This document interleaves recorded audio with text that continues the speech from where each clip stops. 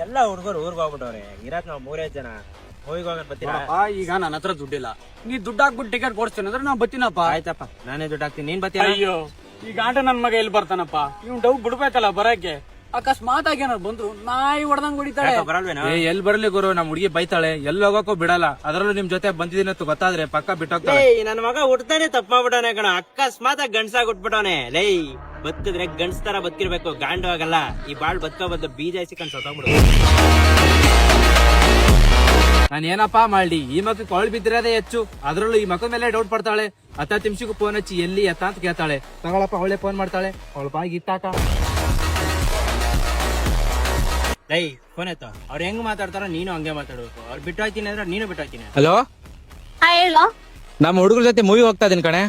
ಹೋಗ್ಬೇಡ ಕಣ. ಬರೀ ಹುಡುಗರೇ ಇರೋದು.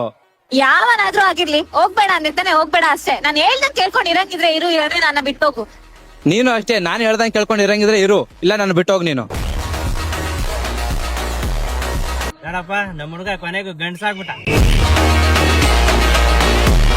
ನೋಡ, ಒಂದು ರಿಲೇಶನ್ಶಿಪ್ ಅಲ್ಲಿ ಒಂದು ಹುಡುಗಾನೇ ಆಗಿರ್ಲಿ ಹುಡುಗಿನೇ ಆಗಿರ್ಲಿ, ಒಬ್ರಿಗೊಬ್ರು ಕಂಟ್ರೋಲ್ ಮಾಡಬಾರ್ದು. ಮಾಡ್ತಾವ್ರೆ ಅಂತಂದ್ರೆ ಒಬ್ರ ಜೊತೆ ಒಬ್ರು ಇರ್ಲೇಬಾರ್ದು, ಬಿಟ್ಟು ಹೋಗ್ತಾ ಇರ್ಬೇಕು.